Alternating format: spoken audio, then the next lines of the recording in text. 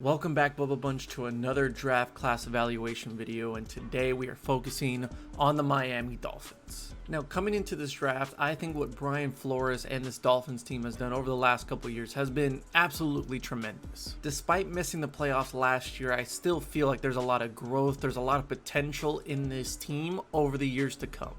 Look, I agree, Tua didn't have the greatest first year, and him going back and forth with Ryan Fitzpatrick was not the best idea. However, with a new training camp, a full off season, I feel like Tua can now feel comfortable in a situation. I feel like Brian Flores and company are behind him 100%. But I did like that Jacoby Brissett signing just in case it doesn't work out. But looking at this roster, I don't think there's a lot of holes that need to be filled dramatically in the near future. Obviously, you're going to get some good guys in the draft, and maybe you can reach out in free agency. But overall, I think this Dolphins team is well-rounded. Very talented offense, physical defense under Flores, and a special teams that is very underrated that will only get better this year. This can be a Dolphins team that we can see deep into the NFL playoffs next season. But no team is perfect, so let's look at their needs coming into the 2021 draft. Let's start off with edge rusher in this 3-4 defense that can be that dominant pass rusher behind a great group of guys in the secondary. Now, I think Emmanuel Ogbah did an amazing job last year, really productive and efficient, put up the numbers as well. However, I do need someone on that weak side, on the counterpart of Ogbah, to really set the tone that this is a physical pass rushing team. Next up, we have wide receiver. There's plenty of names on this depth chart, but I just don't feel like the Dolphins have that number one takeover type of wide receiver. I like Devontae Parker, I like Preston Williams, but who's the guy that can just go off for over 200 yards on a regular basis? Adding Will Fuller was great. He's going to be suspended for the first game of the season, and he does get injured a lot. He's only under contract for 1 year, so there's no long-term future for this wide receiver position. So getting a guy in the early rounds could really help this team. Plus, if you want to make Tua feel like he's the number one guy, the guy that's going to take over for 5 years or more, make him feel comfortable by adding weapons all around him. He's got Gaskin, he's got Gesicki, but give him that number one receiver that he is go-to no matter what when the time is on, when the pressure's on. And I think the last position we should really look at for the Dolphins coming into this draft is interior offensive linemen. This group is very young and inexperienced, but I do think they're heading in the right direction. Even if you want to get some depth on the left side of that offensive line with left tackle or left guard, hell, I'll take it at this point if I'm Brian Flores. Let's talk about the first round draft pick for the Miami Dolphins this year, which was wide receiver out of Alabama, Jalen Waddle. Right after Jamar Chase comes off the board for the Bengals, here comes Miami, who traded up into the top 10 to get Jalen Waddle. So that left Devontae Smith still without a team. Look, I'm not going to deny this guy's speed. Some would say that he's faster than Henry Ruggs, who was the fastest wide receiver in last year's draft. But based on his 40, we're looking at a 4.2-ish range, which really stands out in the film. He glides on the field with his routes and his strides. He has that playmaking ability when it comes to special teams. And he's a yak type of receiver that I think can work well in Miami. But I'm not in love with this pick like other people are. I do have my concerns. First off, he's coming off an ankle injury that kept him out of the majority of the 2020 season, came back for the national championship, but still didn't look 100%. Second, he is a body catcher. I did see a lot of drops with just his hands in film. I know that's not going to be a big concern for Waddle in the future years, but I'm worried that being a body catcher in the special teams might affect his play at wide receiver. And lastly, he's never seen a full season of productivity as a starter, has always been behind the better guys at Alabama, and even in 2020 behind Devontae Smith was injured, so we never got to see him at his best. We're going to have to see it in the NFL. So if you ask me, I would have preferred Smith, but I can't deny his speed. I can't deny the prior history we had with Tua at Bama, and he fits well into this offense. I can't really knock on Brian Flores for getting this pick, so I'm not in love with it, but I understand it completely. Let's see what he does. I think he's going to have more success at the special teams level than at wide receiver early on. I think it'll take a few years before he really gets it going at wide receiver, so I give it a B+. We stick with the first round draft picks for Miami, and we don't have to go far for this one. Defensive end out of the U, Jalen Phillips. I kind of have the same feeling with Phillips as I do with Waddle. I can't deny the traits that he has. His physical attributes just stand out. Long arms, length, height, weight. It's all adequate for an edge rusher. But what I really loved about Phillips is his pursuit ability is outstanding and his motor is non-stop play-by-play. If you want to watch some great film on Phillips, look at his Virginia Tech film in 2020, and he finished off the season very strong with a lot of sacks in a lot less games. However, this is where I start to feel the same way as I did about Waddle. The injuries really knock Phillips and his stock. Started off his career at UCLA, but a wrist injury and a couple concussions forced him to retire early, and that was his decision. But he loved the game too much, so he went down south, went to Miami, and played for the U. My skepticism about Phillips does not have to deal with his physical play. I don't think he was the best defensive end in this draft, in my opinion, but I do think he's up there. I'm just going to knock on this pick because of those concussions and those concerns. He retired just a few years into his college career. He hasn't even played a snap in the NFL. And this guy's already retired once. We've seen it these last couple years in the NFL with Luke Kuechly, Andrew Luck, understanding that their body and their health is way more important than playing football at the pro level.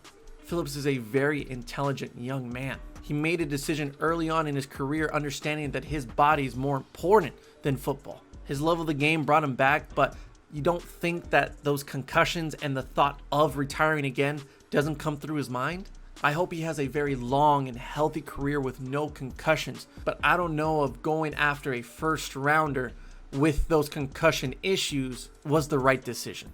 I think he's an amazing athlete, an amazing talent at edge, so I'll give it a B-, but I'm still concerned about whether or not he will stay in the NFL for a long period of time. We go into the second round and we get safety out of Oregon, Jevon Holland. This guy is probably my favorite guy in this draft class. He opted out of 2020, so we have not seen him in the last year or so, but I tell you what, man, this guy fits the bill when it comes to a Brian Flores defensive back. Fun fact for you, every single starter in this Dolphins secondary is 6'1". Xavier Howard, Byron Jones, Eric Rowe, and now Holland at free safety are all 6'1". Brian Flores loves him some lengthy defensive backs. And much like these other defensive backs, they have great hip flexibility and ball awareness in the air, which just fits what Holland did at Oregon.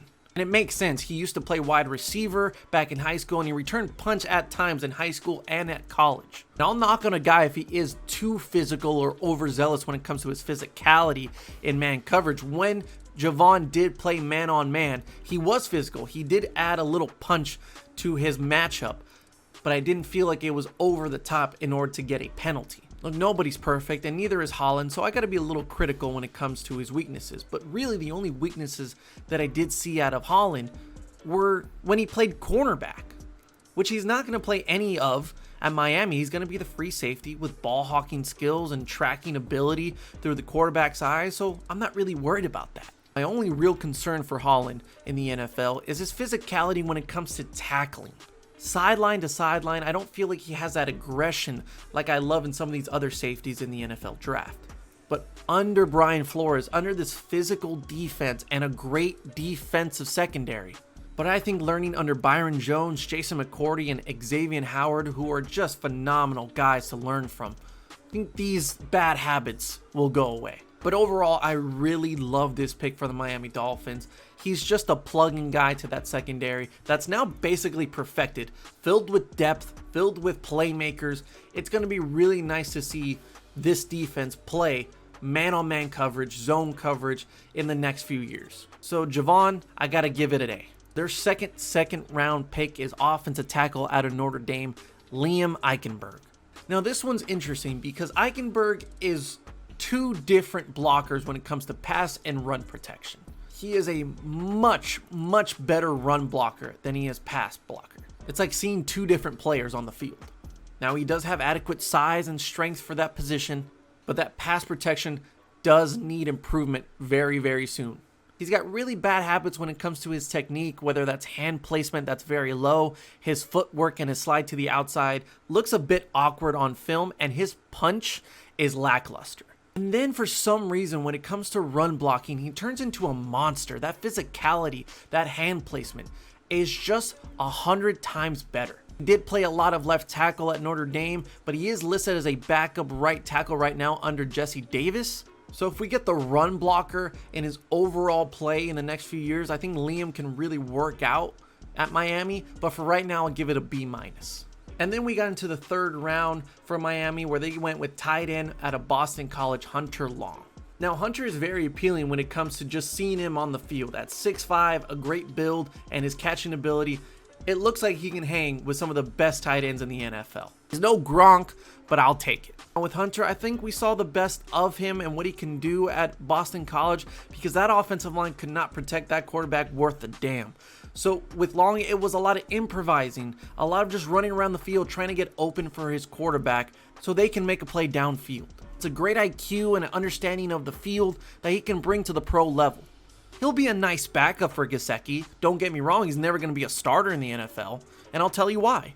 He has to be more physical.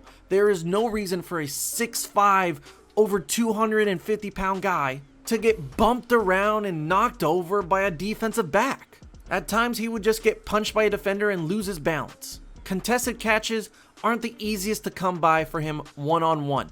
And his run blocking ability, some would say, is lackluster at best. I think there's some potential there, but it's just because he needs to be more physical. Use your size, understand your body, and wreak havoc in the open field, man on man. Until Hunter realizes his physicality, I don't see how he could work out in the NFL other than just pass catching. So for now, as a third string tight end in Miami, I give it a C+, but if he can understand what he's capable of, this guy can be great in the NFL. Then we go all the way down to the 7th round picks for Miami, and I'll tell you what, there's not much to talk about when it comes to these guys.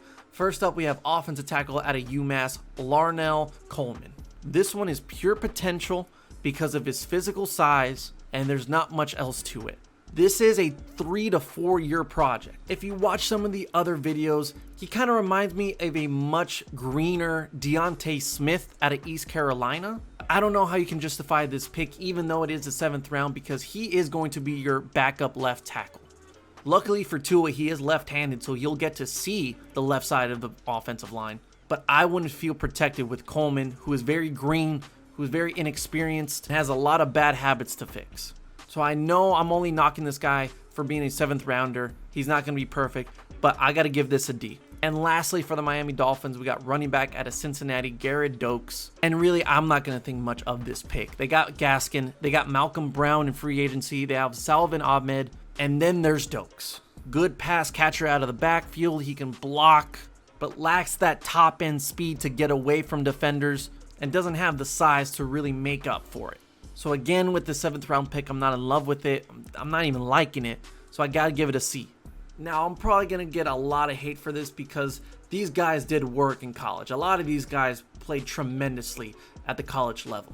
And I'm a big fan of what Miami's doing right now with Brian Flores. If you were here last year, prior to the 2020 season, I said that the Dolphins were going to be the sleeper team in the AFC.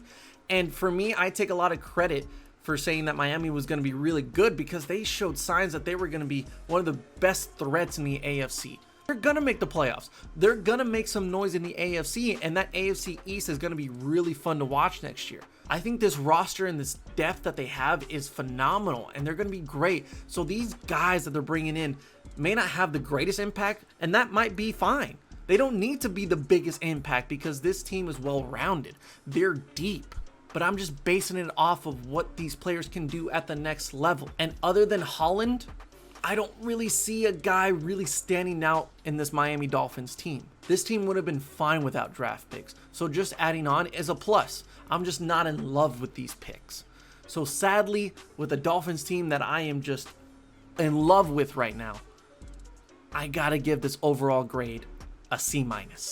Give me your thoughts on all the picks and the overall grade that I gave to the Miami Dolphins in the comments down below. Make sure to like, subscribe, and share this video and the channel to get our subscribers up. And we will see you next time on the Bubba Lutz Sports Podcast.